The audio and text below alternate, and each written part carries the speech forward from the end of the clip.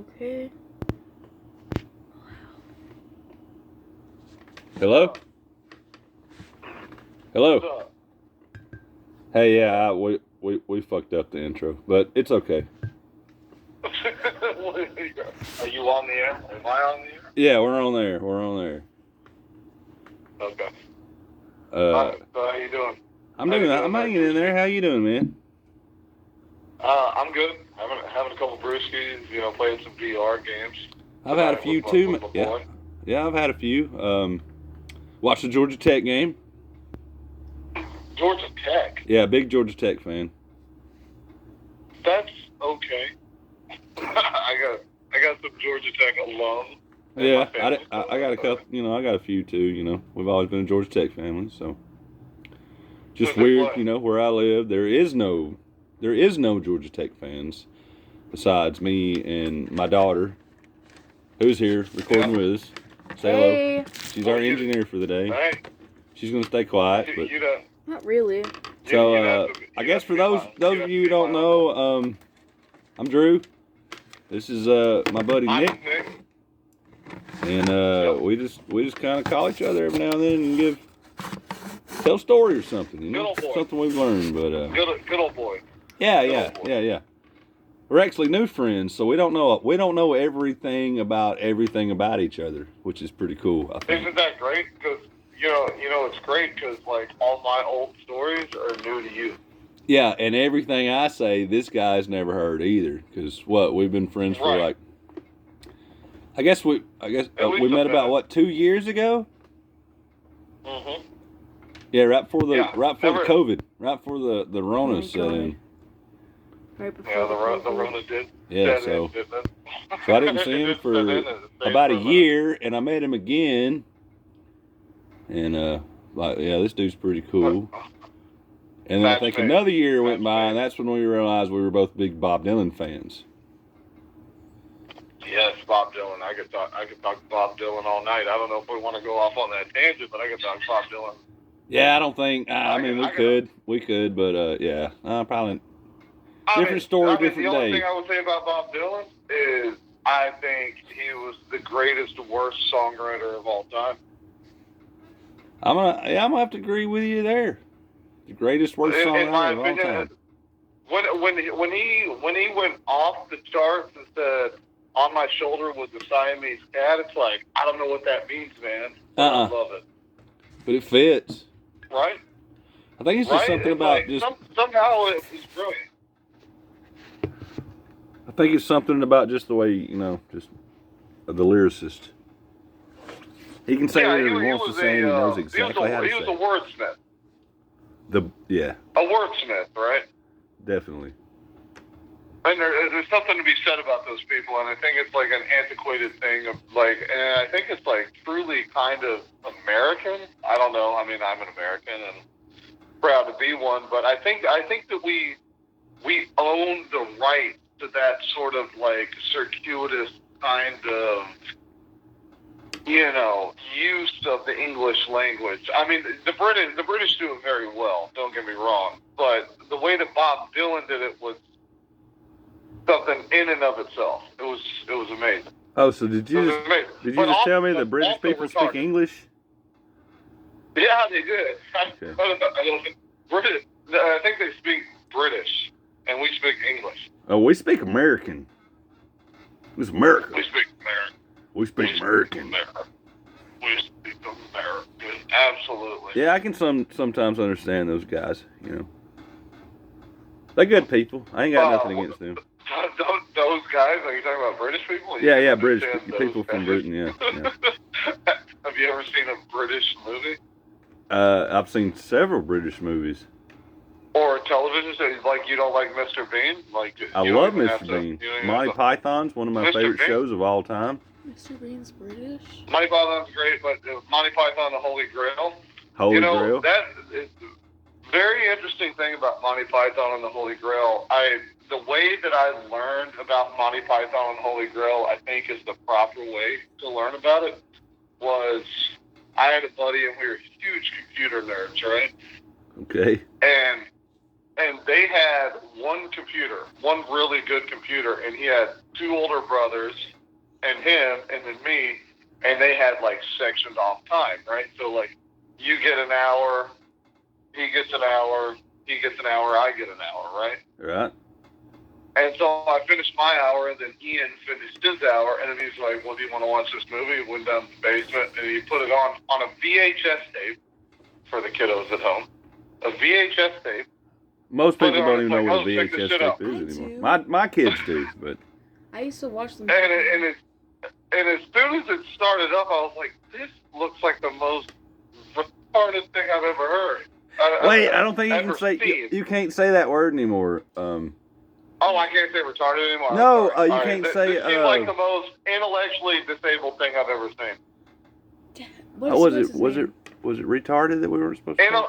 It looked like the most special needs thing I've ever seen. So, but then as soon as they started pulling out the coconuts for the horse for the horse galloping, Where'd you get the I was coconuts? Like, oh, okay, I get it.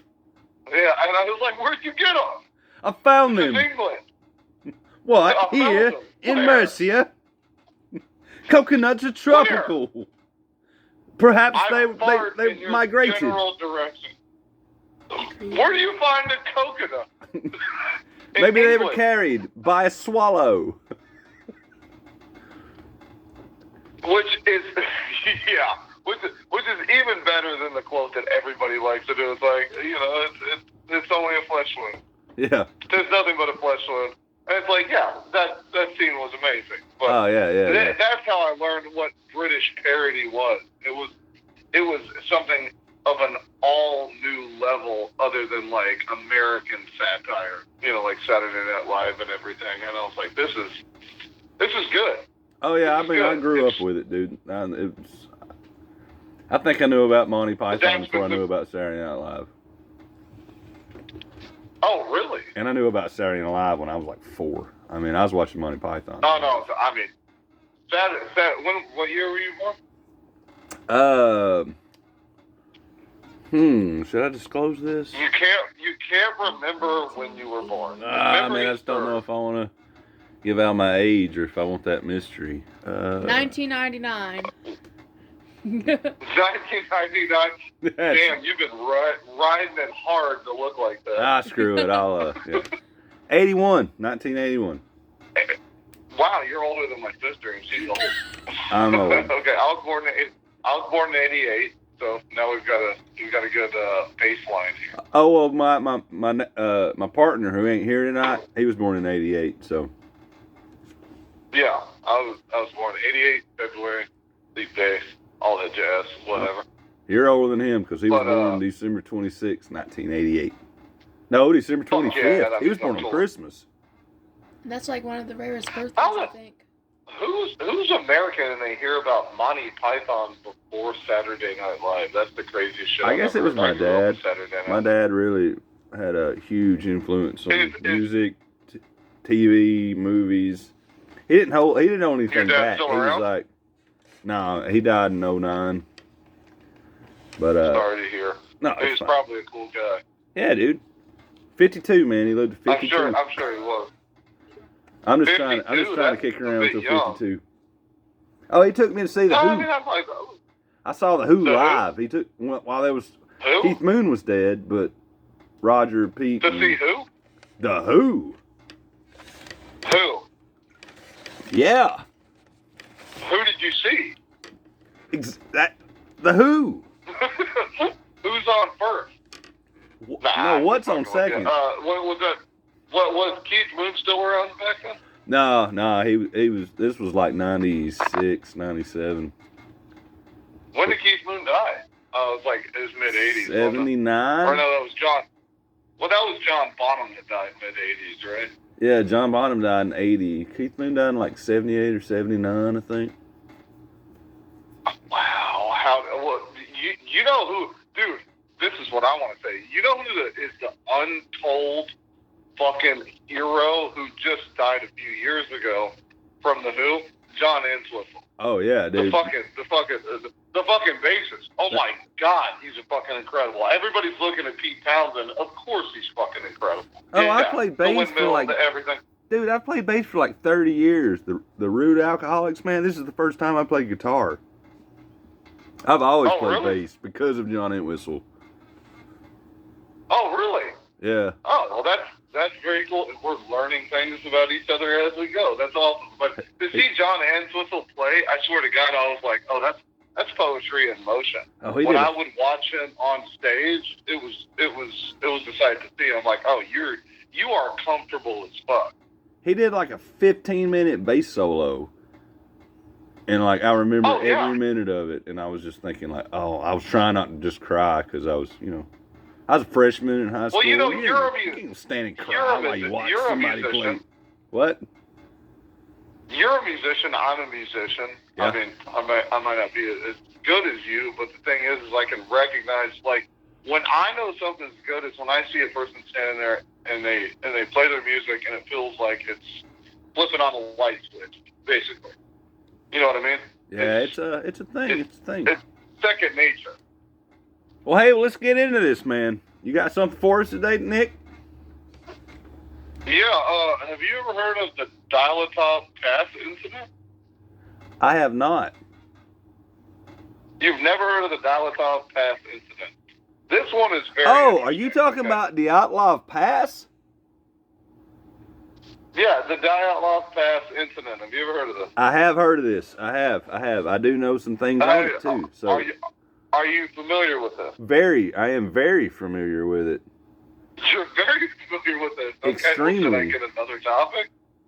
No, go for it. No, go for it. This will make a good. That's why I like it. Like, that's just so weird the way that you come with your story. And like I had no idea before you came with me. You had no idea. Yeah. Exactly. And I am very familiar with it. So no, let's do that. That sounds awesome. Yeah. So I'm curious about your theories about this, because the most interesting thing to me, right? Well, for the listeners at home, the Dilatov Pass incident was an event in which 9 Soviet trekkers died in the northern Ural Mountains between February 1 and 2, 1959, in uncertain circumstances. The experienced trekking group from the Ural Polytechnical Institute, led by Igor Dyatlov, had established a camp on the eastern slopes of, holy shit, Kholat in the Russian SSR of the Soviet Union. Anyway, most interesting thing, though, first point that we would talk about is when the bodies were discovered, 6 of them died from hypothermia, right? Hypothermia. So that makes sense, right? But then you see the other 3 had been killed by physical trauma, which one would think was what? Physical blunt force trauma, right? Yeah, like they had like wounds to their head and stuff. Right. So what's the prevailing theory here? Is an avalanche, right? But the Dyatlov Pass wasn't steep enough for an avalanche. We're not talking about like Mount Everest. Oh my God, I love you. It's like a small incline. What the fuck? This is awesome. Well, all right. Another prevailing theory: a Yeti. There was no other foot. Oh shit. Okay, I'm ruining your story. Go ahead. I'm sorry. I won't interject. No, it's fine. No, it's fine. Go ahead. I want to hear it. Go ahead. There was no other footprints. The only footprints they found were of the 9 hikers. Which is very interesting. Okay, so 1 victim had major skull damage, 2 had severe chest trauma, and another had a small crack in the skull. 4 of the bodies were found lying in a running water in a creek, and 3 of these 4 had damaged soft tissue of the head and face. 2 of the bodies had missing eyes. What? 1 had a missing tongue, and 1 had missing eyebrows. So one might think, if you were to go to the most probable conclusion, you would think animals, right? Wild animals took the eye. They go for the soft parts of the body, right? Yeah. I'm letting you talk. What one would think that you would go for the softest parts of the body, right? Okay. Now, more so interesting, Russia opened an investigation into it in 2000.